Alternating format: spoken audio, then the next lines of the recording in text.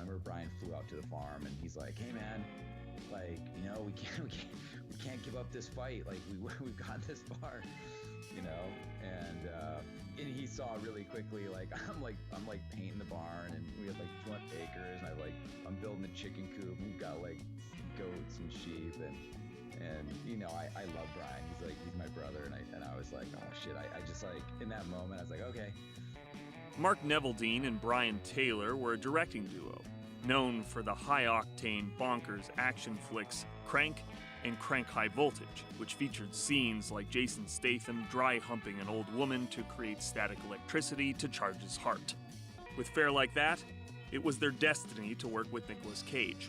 But unfortunately, the project they worked with him on was less humping grandmas and more studio-friendly PG-13. This is the story of how they got there. Director, Mark Neveldine. Brian was leaving sort of the music business. He had a really cool metal band that like, you know, toured to Japan and you know, got a record deal and whatnot. And when he kind of, I don't know, maybe got bored with that, he decided to go to film school and become a director of photography. And at the same time, I was getting into like camera operating. Like I was camera operating for like a TV pilot and a couple other things, and always just try my hand at anything that I could. And we met on like an independent film and decided that, you know, I was like a camera operator, stunt coordinator, like 20 different things. He was the DP. And after the experience, we were like, you know, we should probably just call ourselves directors, because it doesn't seem like anybody's directing this film. And it seems like we should just do that. And at first, we got an agent because we were just experimenting, trying a bunch of different stuff. We were shooting with a super narrow shutter, and when digital came out, we were immediately playing with those cameras and pushing them way beyond what anybody said you could do. And so we said, like, let's be a director of photography team, like something completely weird and unheard of, just to get our break, because we knew that we had an angle with the cameras. And so we actually did get an agent as a director of photography team. And then she said, you guys are kind of crazy. I'm going to get you a production company, get you guys signed as directors to shoot commercials, because that's really what you need to do. Signed with Radical Media, shot like 30 commercials or so. We directed and DP'd all those and camera operated them. And some were really, really good and won awards, and others were just like really bad and super fun times. So that's kind of how it started. We wrote a bunch of scripts. We sat on Crank for a while, probably over a year. Director, Brian Taylor. Crank was basically reverse engineered for the ending. You know, I knew I want a guy falling out of a helicopter. I want him to make a phone call as he's falling. He's gonna kill the bad guy in midair. It's not gonna matter because they're both gonna die anyway. But he kills him, so the other guy dies first, so he wins. And then he's gonna hit the ground. He's going to bounce off a car, land right in front of the frame, looking straight at the camera, and there's going to be a final heartbeat and a blink, and then it's going to go to black. Now I just got to figure out what the fuck the movie's about. You know? And so the whole movie was sort of like reverse engineered from that ending. And then Radical Media asked if we had anything, and we showed them Crank, and they got us, you know, a bunch of meetings with, I can't remember at the time, it's like CAA, you know, the ICM and all them. So we met with all those agents, and they all had different opinions of what they would do with us. And we at the time we thought William Morris, we liked that they came in suits and they were all business and they knew what they were going to do with us. You know, they were like, this is what we'll do year 1 and year 5, and we liked the pitch, and we put the script Crank at like William Morris Independent. They made a bunch of offers to like Brad Pitt and then Chris Rock to play Chev Chelios. And we wrote it for Johnny Knoxville. Originally, he was like the guy in mind, thinking back then, like, it's this LA guy and he's crazy. And then Lakeshore read it and slowly pulled it out of there. And we battled for a long time. Everyone was like, you know, dude can't really be banging the girl in Chinatown in front of all these people. And, you know, we kind of need to get like, let's start with like just getting rid of that. And we're like, yeah, no, that's cool. We're out of here. And people were kind of shocked. They're like, wait, what do you mean you're out of here? And we're like, yeah, we're done with this meeting. Like, you guys can like suck dick because we don't care. Like we're not taking that out of the movie. We'll just go shoot commercials until someone makes this movie the way that we want to do it. And Lakeshore was all about it. They're just like, yep, you know, Skip Williamson and Tom Rosenberg, the owner of Lakeshore, you know, basically kind of just jammed it into Lionsgate. And And then Lionsgate got on board and got really excited, and that's how it all happened. We just thought that we were always going to be the directors. We didn't realize that once we signed sort of the rights over in the contract, that we could have been kicked off. And now that I know the whole story, there were, I guess, times where our job was threatened. I don't think that anyone was able to find a director crazy enough to take that project on. We had a reel that could back it up. I mean, we shot a bunch of stuff with motorcycle guys doing those Christ airs that Jason does in the movie, and just a real, in-camera style that you've seen in those movies. When you read the original script and you saw the reel, it was just kind of like, it seemed like the same movie, same voice, all that stuff. So that helped us. But it did, I guess they went out to other directors, and when it was hard to set it up with first-time directors, they looked at some other people. And even when Jason was on board, we flipped to Vancouver. I can't remember what movie he was shooting. Might have been one of the Transporter movies. He was just like, yeah, mate, I'm not funny at all. And we're like, dude, you're hilarious. The Guy Ritchie films and all this stuff. And, he didn't really get that part of it, but he got the urgency and the ADD of it all. And like the idea of having a gun in his hand, of course. And, just days before that movie, he wanted to step away from the film, and because we're first-time directors and all that. And after the first day of shooting, with Brian being sort of a mad genius, and me hopping on rollerblades and holding onto a car as it like flies off this ramp, and he realizes like I'm the guy doing it. He was like, okay, I'm in. And after day one, literally, we didn't look back, and we all became close friends after that. My name is Chev Chelios, and today's the day that I die. But I'm getting a little ahead of myself. It took a second, though. I mean, even though, on opening night, we won the night, we didn't win the weekend. There was like a Mark Wahlberg football movie that won the weekend, and PG-13. I guess that's why maybe we agreed to do PG-13 later on. And though it was like fresh on Rotten Tomatoes and stuff, the negative press was pretty negative. And so people didn't, that second, third week, they weren't like, leaving their houses to go watch it. And it took the industry a second. There were some people immediately, like people who had passed on the project who watched it, who were calling right away, like Universal. There's several different outfits on that lot who were just like, oh my gosh, we got to sit down and we got to talk. And I'm a weirdo. Like I was always taken off to New York all the time.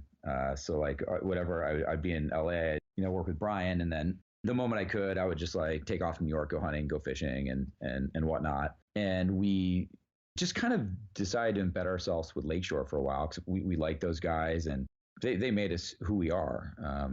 They put us on the map. So we kind of, signed a bunch of projects with those guys. So we didn't take as many meetings as we probably could have, or I don't know, should have, or whatever. We just, we ended up doing Gamer, and we produced Pathology, which is it's a little movie that we both love. We wrote and produced that movie. So we did, I think, you can't see if I'm counting my fingers, but I believe we did 4 movies with them right away in like a 2-year period or 2.5 year period. It was pretty crazy. After that night, some say he was a changed man, that his spirit crossed over, giving him powers that can't be explained.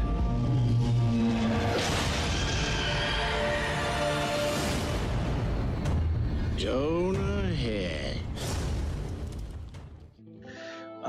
Well, Jonah Hex was a interesting project. I mean, we wrote it.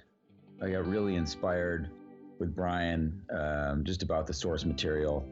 I looked at all the comics. I wasn't a comic book kid at the time. I probably had only ever looked at maybe 4 or 5 comics in my life. Andrew Lazar said, hey, I've got this, property called Jonah Hex. You and Brian should take a look at it. And Brian told me it's, the next greatest thing to canned beer. And I said, well, hell, I'll take a look. And I did. And I thought it was pretty awesome. And we wrote what I thought was one of our better scripts that ended with a recipe for tarantula sauce. Over a period of time, sort of, mutually moved away from the project. I know I personally was really scarred by the whole Jonah Hex thing because our script for Jonah Hex, not the one that they shot, but our script for it was really, really good. I mean, I think it was one of the best things that we ever did, if not the best. And that movie would have been great. It would have been really great. And, to have that thing greenlit on a first draft and be literally in pre-production and then have it pulled away from us and basically just trashed, just completely trashed, to the point where it was embarrassing. That hurt. That was just one of those soul-crushing things that happens in this town. It's like if you've got thin skin, Hollywood will bury you. You've got to be tough, man, because they will stomp on your dreams, and do it seemingly with glee. And so I don't know. Actually, I don't even really want to get into it. It's just one of those things. There are people involved. There's politics involved. In a studio movie like that, there's maybe 14 producers, and there's multiple executives. And there's the actor, and everybody has their own agenda. If one producer has it out for you, or if one producer sees an opportunity to take it over, or if an actor sees an opportunity, or this or that, it's just all these different voices. If everybody's not on the same page, things can go sideways, and this was one of those things where politics happened, and, we just lost hold of it. And it's unfortunate, and everybody involved has apologized to us after the fact, wish it didn't happen that way. And obviously you see the movie and you realize that it was a disaster, what they did. But shit happens. You just move on. What we wrote didn't end up on screen. It was great that we got credit for it and paid for it and all, but, we had nothing to do with the project after the very first draft that we wrote. And, I'm just going to only speak for myself. Definitely not going to speak for Brian, but I think that it felt like, we kind of lost our way a little bit with that. And that I think there were some things that we wanted to do that didn't maybe go the way that we wanted them to. I basically had retired in 2009, my wife and I, to a farm in upstate New York after, sometime after filming Crank 2 and that came out. So for me, it was just like, if Brian was into something, I would dive in and write it with him and hope to God that he wouldn't have me, need me to direct it with him, and I could just go and, pop out eggs and milk cows. So we moved to a farm in 2009, and if no one ever called my phone and there was only a landline there, we gave up cell phones for a long time. Actually just got one again because I started a business up in Washington. We won't talk about that. But it just my brain had changed. And so Mark Neveldine was done.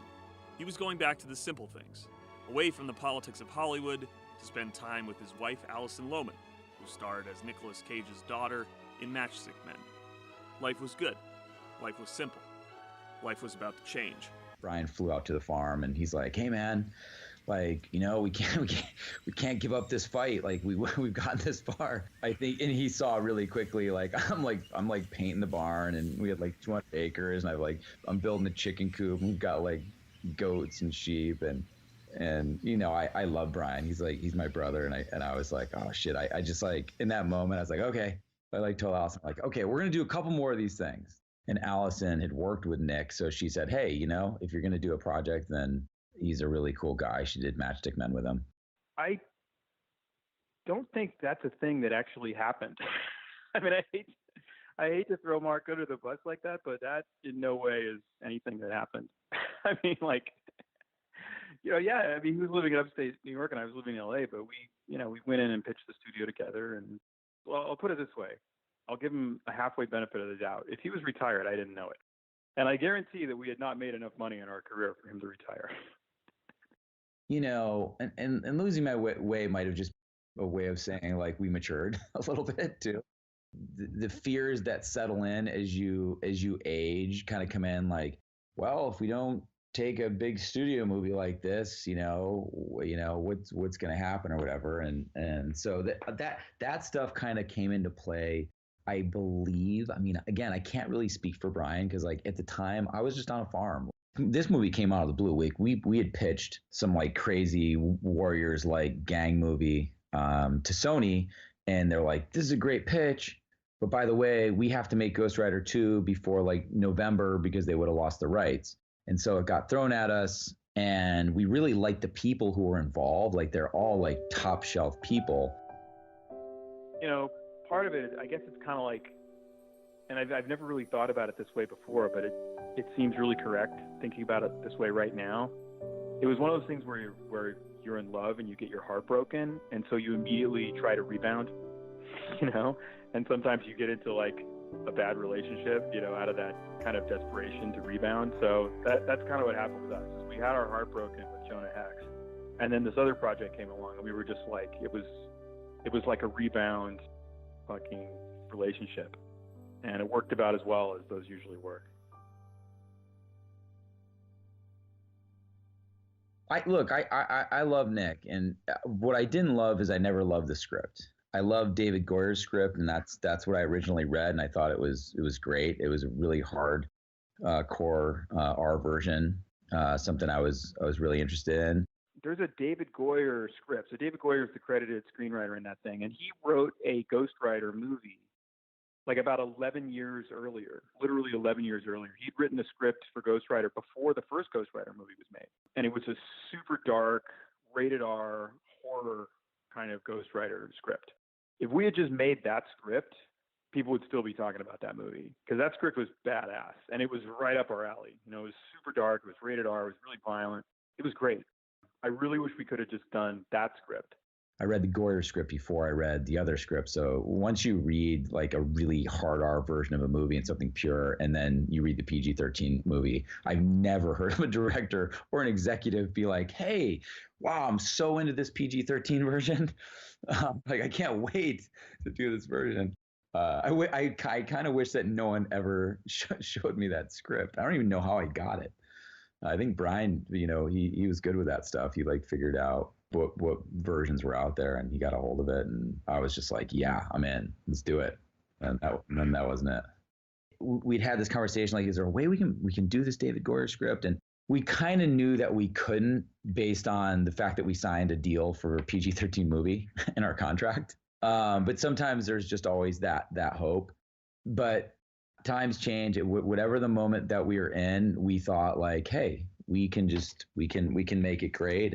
But unfortunately, after 11 years and 13 different writers, it had, sort of metastasized into this crazy European version of the movie with like monks and rituals. It's just like a bunch of nonsense, and the script kind of shit the bed. We had about a week and a half to try to fix the script.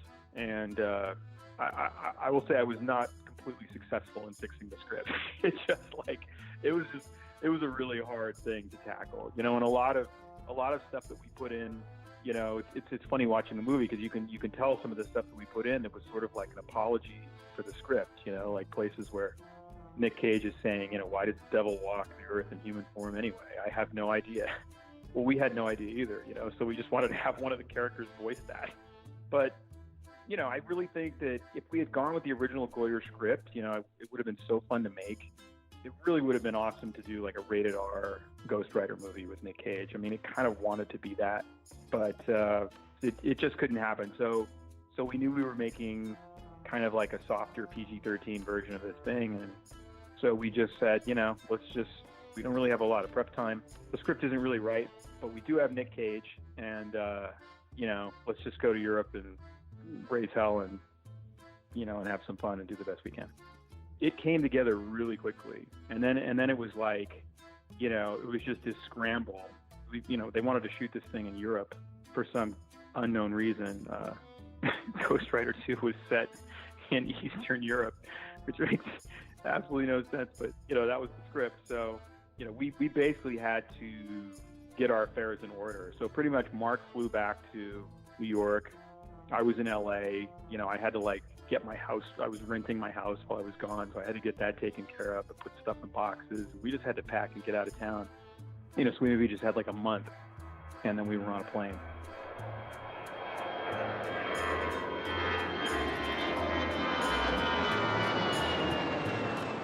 So it was pretty crazy. It's like there's a lot of things that I like about that movie that I think were really cool, and there's a lot of things that don't work. And the things that don't work definitely start with the fact that we were in prep like before.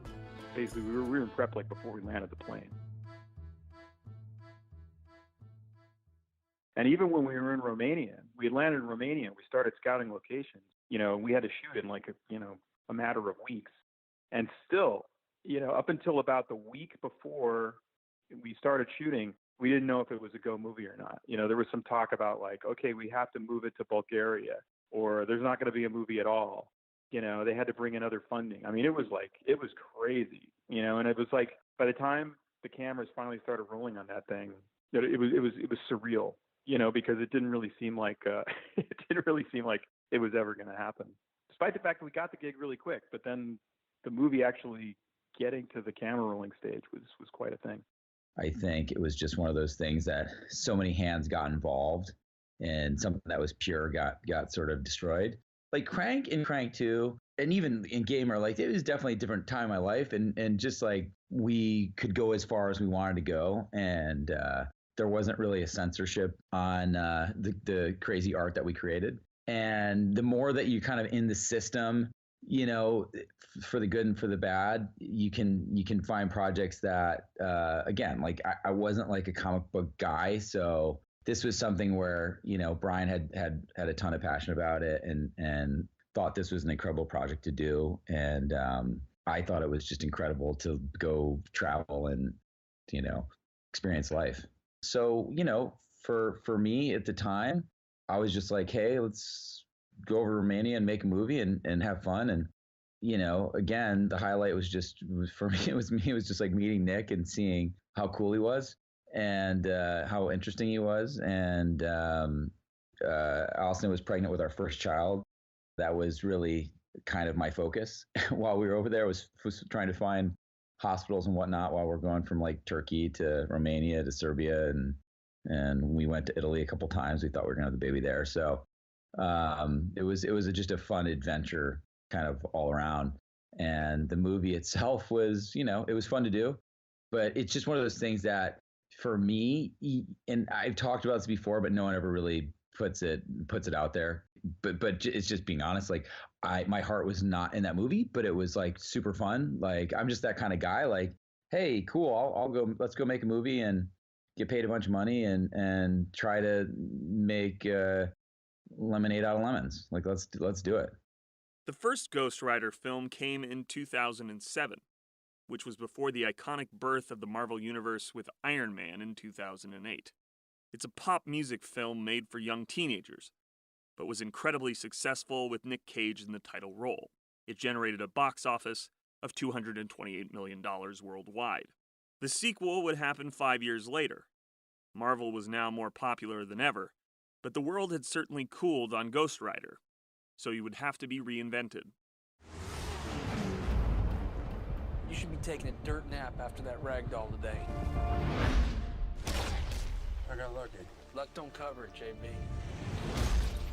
You got an angel looking after you. Maybe it's something else. Yeah, it was just a little bit light sauce, I realized that it was super successful. Like I watched it and I was like, oh yeah, I mean, like, I don't know what actually age it's for, but I would imagine if you're like 8 to 10 years old, it would be a pretty great movie. It was, there were some fun moments in it stuff, but it just didn't feel like this guy who was like grabbing this power from hell to drag the bad guys down. It just didn't have all that, going on with it. And so we just tried to darken it up a little bit, put our flavor on it where we could.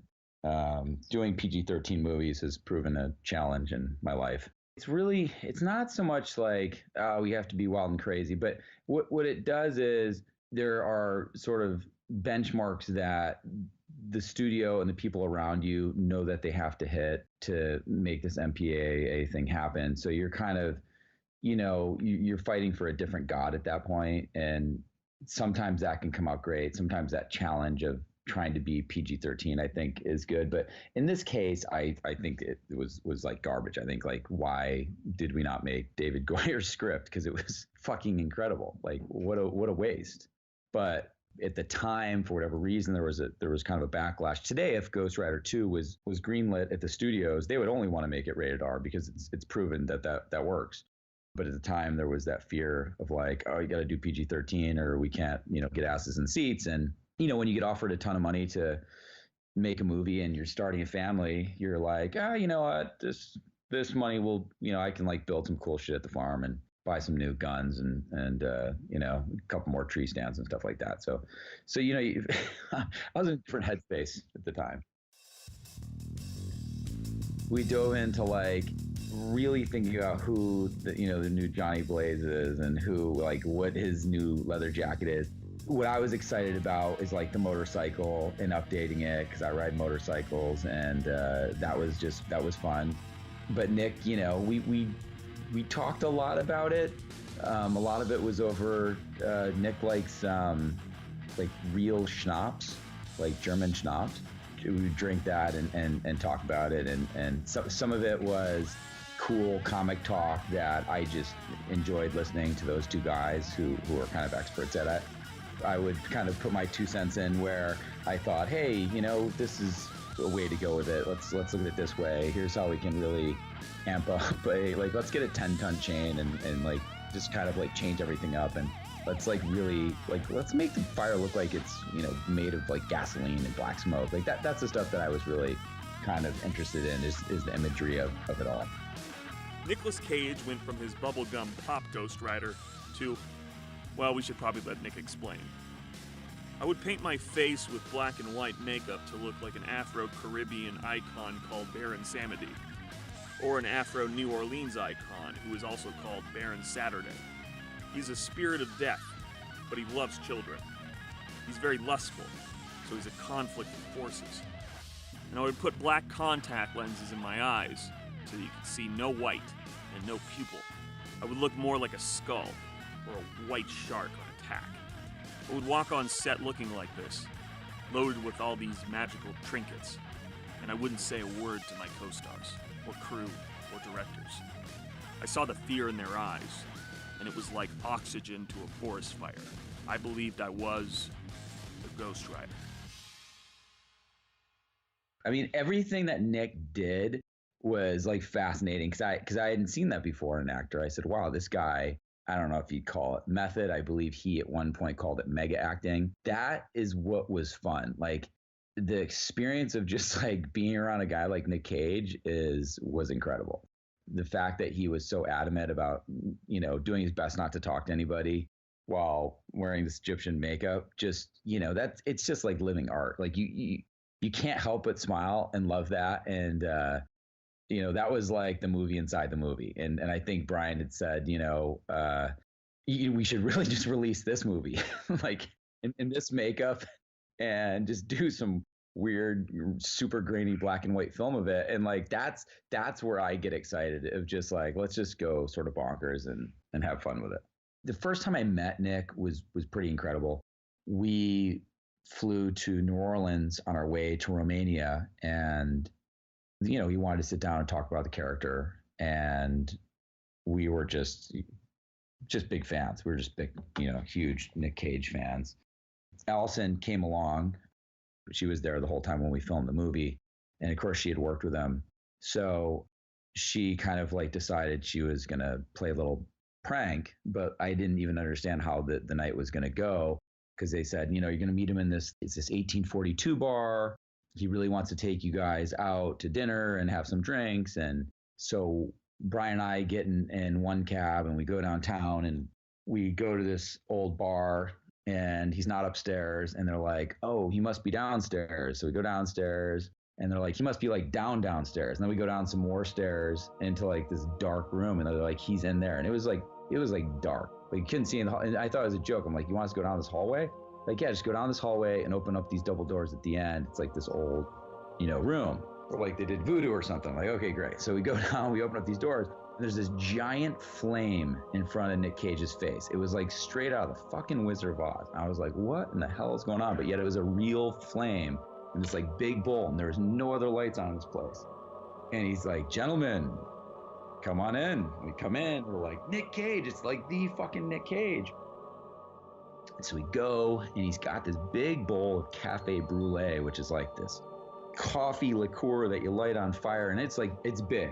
I mean, it's like, I don't even know how to explain it, like a massive punch bowl at family reunion or something. And he takes these like metal chalices and like just dips it right in, through the fire, and like handing us these drinks. And, Brian and I are like just grabbing them and just start drinking, and you have like caffeine and alcohol flying through your body while you're meeting like, one of your heroes. And it was super surreal, and he knew it. He could, you could see it in Nick's eyes, and he thought like, I've got these guys, in the palm of my hand. This is this, wild, fun experience. And then, there's a big knock at the door, and Nick's like, yeah, excuse me?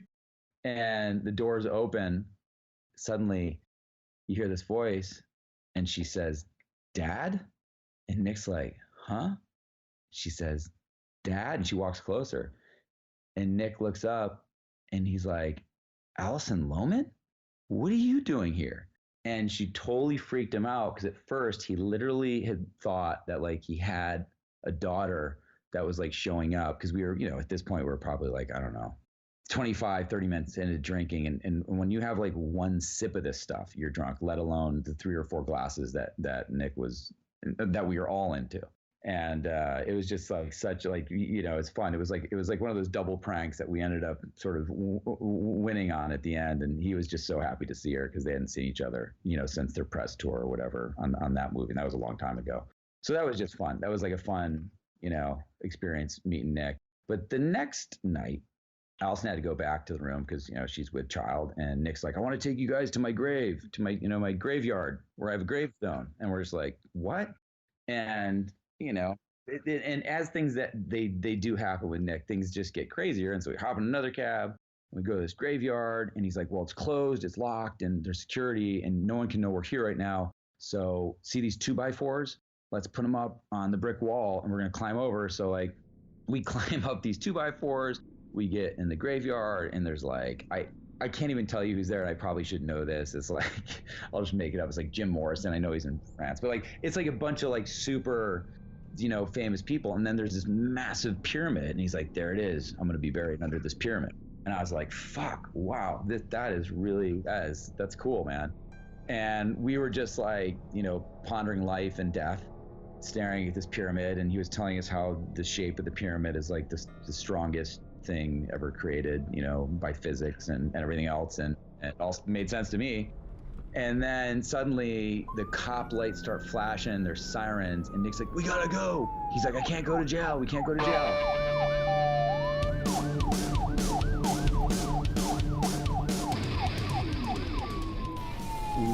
We run back up. I kind of helped like Nick and Brian get up over the 2x4s, and he had the cab waiting over there for us. And then like I jump on the 2x4, and I'm like, I don't know, possibly the lightest of the 3 guys, and the fucking 2x4 breaks in half. And yeah, I'm fit enough where like I just jumped up to the brick wall, like parkour my ass over, do a flip, land on the sidewalk, almost break my ankle, jump in the cab, and we take off. That was that. Like nothing happened. They didn't catch us. We got away. And I don't even know. Like I kept thinking, like, Nick, can't you just be like, this is my gravestone? Like, is it that big of a deal that we're in this graveyard? But I guess it is a big deal. It's an arrestable, finable offense. So like, day one meeting Nick Cage was like just the funniest, coolest experience. What can I say? And it went from there.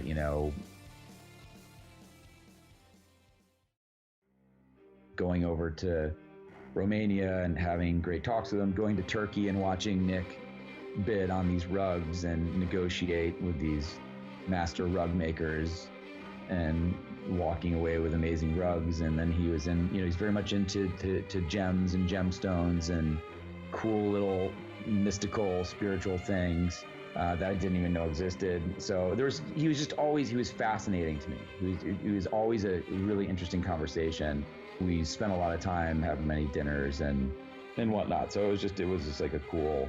It's like kind of like I don't even know. I was gonna say it's like probably what people thought back in the day when you're hanging out with Dennis Hopper when he was younger. He just felt like a true artist. There wasn't nothing fake about Nick. He just really is that fucking cool and weird. I never saw Nick do anything bad. I've never seen Nick do anything bad. Every movie I've seen him in, I just love him. He's just a special guy, and knowing him makes it, even more special. He gave it his all. Like he really did. He just loves being the Ghost Rider. Like he really. I believe that he can channel things, and I don't know exactly what he channeled for this, but it was fun. Like that was the best. Again, it's just he's the highlight of that movie, and there were so many movies inside the movie that maybe Brian can speak more of it, but it's almost like they should do a documentary about that whole thing, because I'm not at liberty to talk about everything. It doesn't matter how far you run. There are some demons you just can't escape. Yeah, no, I think Ghost Rider 2 did well. Again, so after Ghost Rider 2, we went back to the farm, and there were a lot of opportunities. Brian, I think, wrote a version of Venom, and I believe, he went to like Japan. Like Japan was so excited about Ghost Rider 2, they wanted to fly me and Brian out, and I just, I don't know. I was like, it was like turkey season or something, so I didn't go. And I had like a little boy who probably at the time, maybe, I don't know, was like six months old. So I'm like, I'm staying here, and I'm just gonna work on my turkey calls. And he went over there, and Ghost Rider 2 was like weirdly a bigger hit for, I think, us than we thought it was going to be, and it really worked out, for Brian, because like I said, he went and took a job right away. Brian was like, I think I need to start doing some solo jobs here. I was like, yes, and then like I said, later on, I got sucked back in, and Brian's in deep right now, in a good way, And then the funny thing about Hollywood and movies is there's so much fun, and that you work with so many cool people that you do get sucked back in, no matter how many times you're like, I just want to go do something else. There's always something that will get you. But that said, I've now found balance with all of that, and I know how to just kind of stay away, and when the good ones come across, you can grab them. The thing that we hear a lot is, you're crazy. You guys are just crazy. You guys are just like do crazy diets, and you just do crazy things. It's like, well, we just can only do what we do, like if someone gave me the greatest script ever and I read it and I'm like, this is it. Or if I, eventually, I did write a script recently, and, I like it, but you never know. But there's always that opportunity where it's like, okay, this can pull whatever it is out of me that's going to inspire me to like just shoot the shit out of something and really fucking give it everything I've got. Right now, for me, that's been Kids. I'm on kid number 3, and just now my brain's starting to sort of get creative again. But that creativity got thrown into a business that I got really excited about that I'm doing up here. So yeah, I mean, people are like, they're just like, he's crazy, he's got ADD, one thing to another. But I just, try to do what anybody does. You just kind of follow your passion, or I do what maybe a small percentage of people do, I guess, because everybody tells me like, oh no, I just do this 9-to-5 job, and you're doing what I want to do, and I'm like, just then go do it. Just go do anything. Nobody's stopping anybody.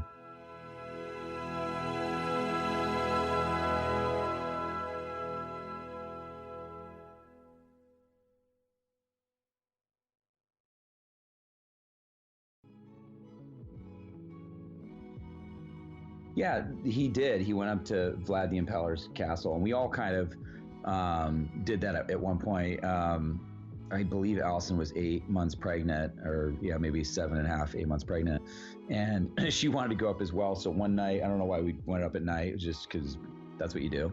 We were like, let's go up to Vlad the Impaler's castle and check it out. And one of the Romanian, I think he was a second AD at the time, he had said, Razvan had said, you know, when you go up there, you're going to see these 3 dogs. You know, they're cool. They're actually going to guide you all the way up, and they'll take you all the way up and bring you back down. Just make sure you feed them when they get back down. And we just kind of thought like, oh yeah, cool. We'll see some dogs or whatever. And literally we get to this pathway, 3 dogs show up. They guide us all the way up to the top. And they were curious dogs. They would kind of like take off, you know, 20 feet and come back to us as if they were checking things out. And so we went up to the castle, walked around with our little flashlight, and I was like, I was like, Al, should I carry you? She's like, no, I'm doing great. It's good for me to exercise, walk. And so we did that. We came back down. We fed them, I think, like Lara bars or something, whatever we had in our pocket, and they were excited. And we got back to, it was like a hotel, motel / restaurant. A lot of places are like that up in that Sibiu area. Kind of an amazing area. I really loved it. But so one of the guys said, oh, you guys went up there? You know, good thing those dogs went with you. I was like, yeah, that was great. They showed, no, good thing, because like they keep the bears away. I was like, oh, got it. Because we thought we like heard some growls too on the way up, so I was like, that's really interesting. So these dogs are not only showing you like where to go, but they're protecting your life.